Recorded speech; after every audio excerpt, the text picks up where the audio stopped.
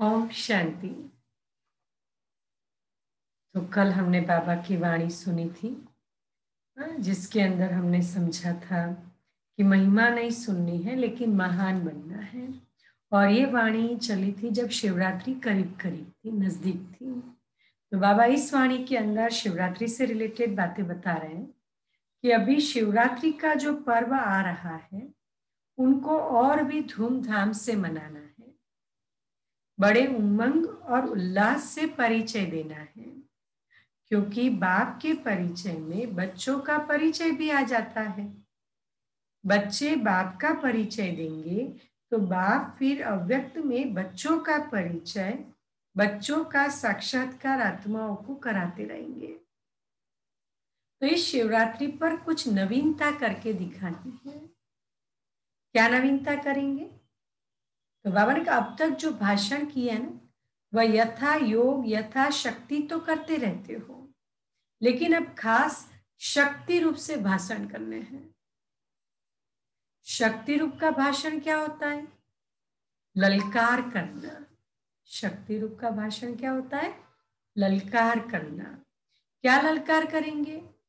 और ही जोर शोर से समय की पहचान दो और उन्हों को बार बार सुनाओ कि यह बाप का कर्तव्य अब जास्ती समय नहीं है।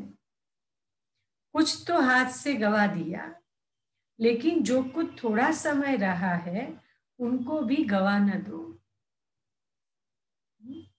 बाबा ने कहा ये पब्लिक को बताओ कि ऑलरेडी आप अज्ञान की निंद्रा में सोए पड़े हो, अभी इसको मत गवाओ। ऐसे फोर्स से समय की पहचान दो, जैसे आजकल साइंस वाले ऐसे ऐसे बॉम्ब्स बना रहे हैं जो अपने स्थान पर बैठे हुए भी जहां बम लगाना होगा वहां का निशाना दूर बैठे भी कर सकते हैं।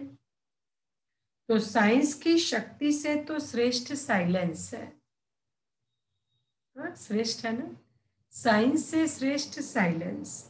जैसे वह साइंस के लोग गोले बनाते हैं, वैसे अब शक्तियों को साइलेंस की शक्ति से गोले फेंकने हैं। कहा था ना, अमृत वेला एक अनुभव करना। जिस आत्मा को आप ज्ञान सुनाना चाहते हो, जिस आत्मा में परिवर्तन चाहते हो, उस आत्मा से आप बातें करना। किस किस ने किया? किस किस को याद था? 2-3 जन ने, बाकी की मुंडी ऐसे हो गई है, भूल गए। भूल गए ना? जैसे वह साइंस के गोले बनाते, आप साइलेंस के बनाओ। शुरू शुरू में शक्तियों की ललकारी चलती थी, अभी शुरू जैसी ललकार नहीं है।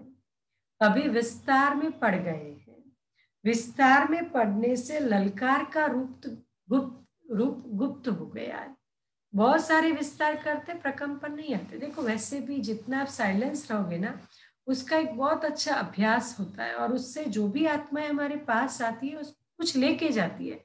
हम ज्ञान कितना भी सुनावे, अब तो मैं समझती हूँ इतना ज्ञान यूट्यूब में भी आता है, पीस ऑफ माइंड में भी आता है। अब लोग सुनकर पक गए। नॉट ओनली ये ज्ञान, लेकिन दुनिया के अंदर भी बहुत कथाएं, बहुत कुछ स्टार्ट हो गया है। अब लोगों को कुछ प्रैक्टिकल चाहिए, तो प्रैक्टिकल कौन दे सकता है? बाबा के बच्चे दे सकते हैं। तो बाबा ने कहा विस्तार में पढ़ने से ललकार का रूप गुप्त हो गया है। अभी फिर से बीज रूप अवस्था में स्थित होकर ललकार करो। आज 7 से 7:30 बीज रूप, साइलेंस, ये सब स्थिति का अभ्यास करेंगे। उस ललकार से कईयों में बीज पड़ सकता है, लेकिन बीज रूप स्थिति में स्थित रहेंगे तो अनेक आत्माओं में समय की पहचान और बाप की पहचान का बीज पड़ेगा। अगर बीज रूप स्थिति में स्थित न रहे, तो बाबा कहते हैं अगर बीज रूप स्थिति में स्थित न रहे, सिर्फ विस्तार में चले गए तो क्या होगा? ज्यादा विस्तार से भी वैल्यू नहीं रहेगी, व्यर्थ हो जाएगा। अगर ये मुरली में 25 मिनट की जगह 1.5 घंटा सुनाओ, सच सच बताओ कितना अंदर जाएगा? अभी हम 25 मिनट ही सुनते हैं, अगर ये 1.5 घंटा सुनाओ 6 से 7:30, कितना अंदर जाएगा? कुछ भी नहीं, विस्तार में नहीं। और ही जो आधा घंटा अनुभूति करते हो योग की, वो साथ रहेगी, उसमें शक्ति बनेगी। तो बाबा कहते हैं अभी विस्तार में जाने का समय बिल्कुल नहीं है, अभी सार में आ जाओ। फिर बाबा ने कहा ज्यादा विस्तार से भी वैल्यू नहीं रहेगी, व्यर्थ हो जाएगा। इसीलिए बीज रूप स्थिति में स्थित हो, बीज रूप की याद में स्थित हो, फिर बीज डालो, फिर देखना यह बीज का फल कितना अच्छा और सहज निकलता है। वैसे भी जो योगी आत्मा है ना, वो ज्यादा अट्रैक्ट करती है। ज्ञानी आत्मा को सुनना अच्छा लगता है, लेकिन योगी को देखना अच्छा लगता है, योगी के साथ समय बिताना अच्छा लगता है, उससे बहुत कुछ सीखने को मिलता है, एनर्जी मिलती है। तो बाबा कहते हैं अभी तक मेहनत जास्ती की है, प्रत्यक्ष फल कम है। अभी मेहनत कम करो, प्रत्यक्ष फल ज्यादा दिखाओ। स्नेह तो सभी का है ही, लेकिन स्नेह का स्वरूप भी कुछ दिखाना है। यूं तो सदैव इस स्थिति में रहना चाहिए, लेकिन खास शिवरात्रि तक हर एक बच्चे को ऐसा समझाना चाहिए। जैसे शुरू में आप बच्चों की भट्ठी के प्रोग्राम चलते थे, इसी रीति से हर एक को समझना चाहिए। शिवरात्रि तक हमको याद की यात्रा की भट्ठी में ही रहना है, बिल्कुल अव्यक्त स्थिति में स्थित रहना है। अपनी चेकिंग करने का ध्यान रखो। फिर इस अव्यक्त स्थिति का कितना प्रभाव निकलता है, मुश्किल नहीं है, बहुत सहज है। कारोबार में आते हुए भी भट्ठी चल सकती है। यह तो आंतरिक स्थिति है, आंतरिक स्थिति का प्रभाव जास्ती पड़ता है। क्या कहते बाबा? आंतरिक स्थिति का प्रभाव जास्ती पड़ता है। सभी अमृत वेले मुलाकात करते हो, अभी तक ऐसा वायुमंडल नहीं पहुंचा है। बाबा कहते आंतरिक स्थिति का प्रभाव जास्ती पड़ता है। Underline this point.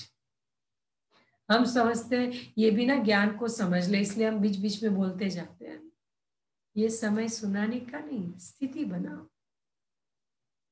जितनी हमारी सोल कॉन्शियस स्थिति, वो लाइट, क्या बोलते, 1000 वोल्ट का बल्ब, वो लाइट फैलेगी। हम अपनी, चलो दादियों को तो देखा है, लेकिन जब आप दीदी के सामने बैठते हो तभी भी क्या फीलिंग आती है? एक बल्ब है जिसके अंदर से बहुत लाइट आती है। ये आंतरिक स्थिति है। तो बाबा कहते हैं आंतरिक स्थिति का प्रभाव डालो। अभी अमृत वेले मुलाकात करते हो, अभी तक ऐसा वायुमंडल नहीं पहुंचा है।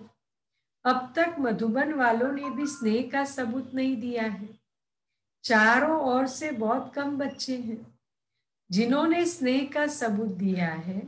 बाप का बच्चों से कितना स्नेह था, स्नेह का सबूत प्रैक्टिकल में कितना समय दिया, क्या दिया था याद है? खास अपनी तबीयत को भी न देखकर क्या सबूत दिया था?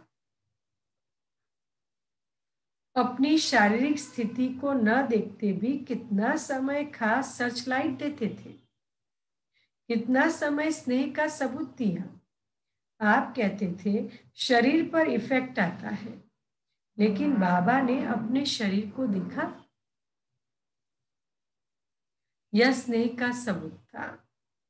अब बच्चों को भी रिटर्न में स्नेह का सबूत देना है,